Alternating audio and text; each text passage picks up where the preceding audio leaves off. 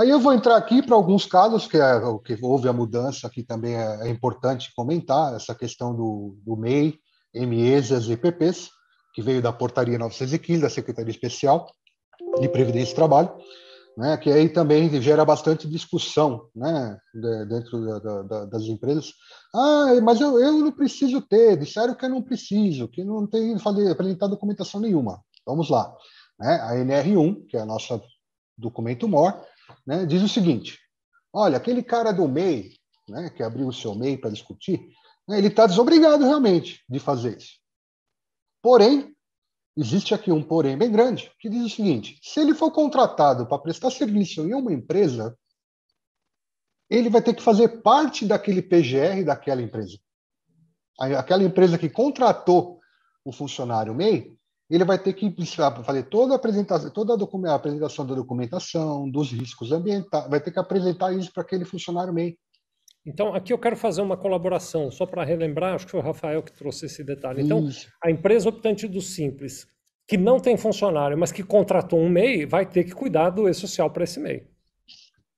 A partir do momento que ele teve uma condição em que ele foi contratar uma pessoa que tem um MEI, aí ele, mas mesmo assim, é um funcionário, eu não tenho risco ambiental, não tenho nada. Não é bem assim.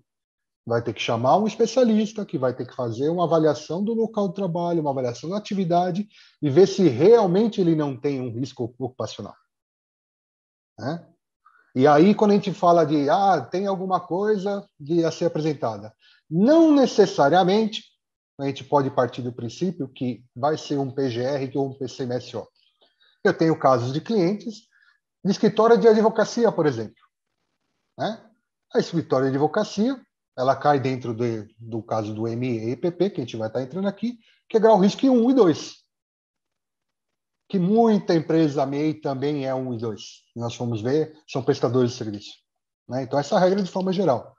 Mas o que vai acontecer nesses casos? Vai ter que chamar um profissional para criar o documento que é o tal do laudo, o LTCAT, que é o laudo técnico de condições ambientais de trabalho. Porque esse laudo técnico de condições de trabalho, ele vai servir como base para o E-Social futuro, como também para informação à Previdência Social.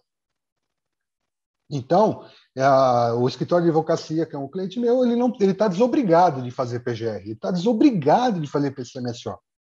Mas ele tem que ter um LTCAT, informando lá se tem ou não tem risco.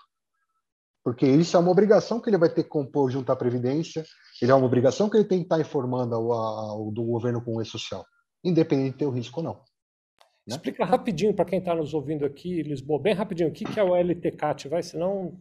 O LTCAT, assim, quando a gente fala, eu vou tentar usar o termo que todo mundo está conhecendo muito mais, que é o PPRA e LTCAT, que são as grandes diferenças.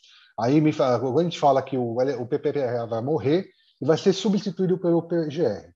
Né? O LTCAT ele fazia o levantamento dos problemas, né? E o PGR ele está fazendo, além do levantamento, ele vai fazer o gerenciamento e melhoria contínua. Mas onde entra o LTCAT nessa história toda? O LTCAT, poucos podem até saber dessa informação, mas ele é obrigatório desde 91, todas as empresas têm.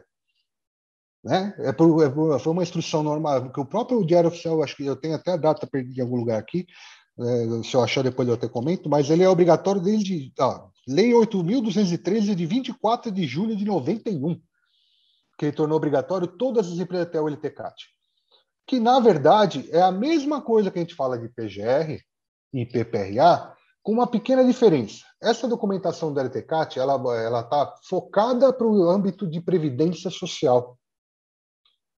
Quando a gente fazia uma avaliação de uma empresa com risco, vamos dar um exemplo simples, ruído, né? A gente tem uma empresa que o cara trabalha numa linha de produção e ele tem um problema de ruído.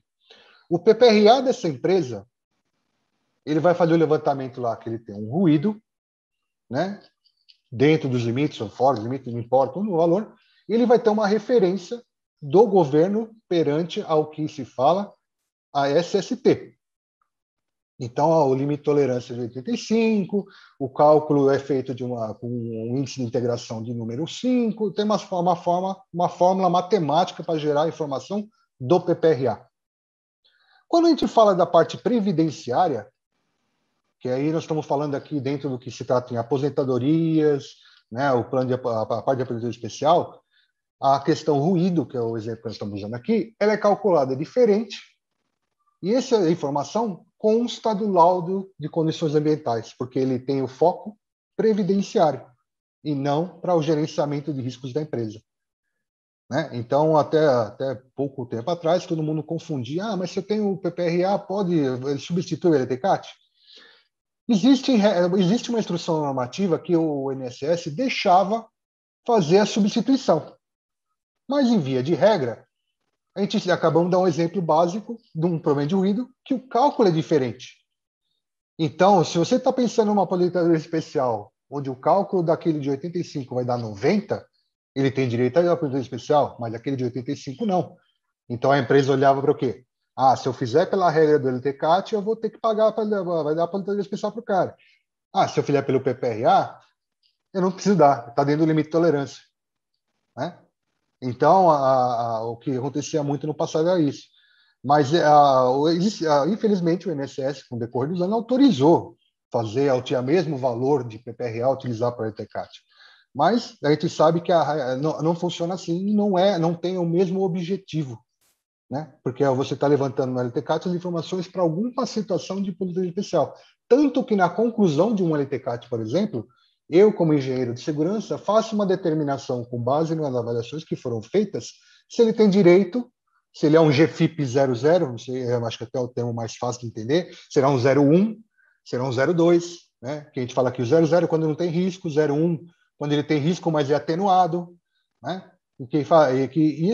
Esse documento ele vai servir para quê? Para formar o PPP.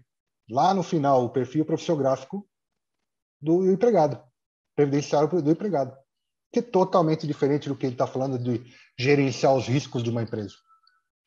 Tá? Então, essa é a diferença. Mas, voltando aqui, né? A gente fala que está desobrigado de fazer isso, as empresas de grau risco 1 e 2 estão desobrigadas, aquela coisa toda, porém, vai ter que chamar um profissional para que faça, pelo menos, o documento de LTCAT, onde indique que o GFIP dele é 00. Vamos dizer assim, o termo mais correto, tributariamente falando, né, Vicente?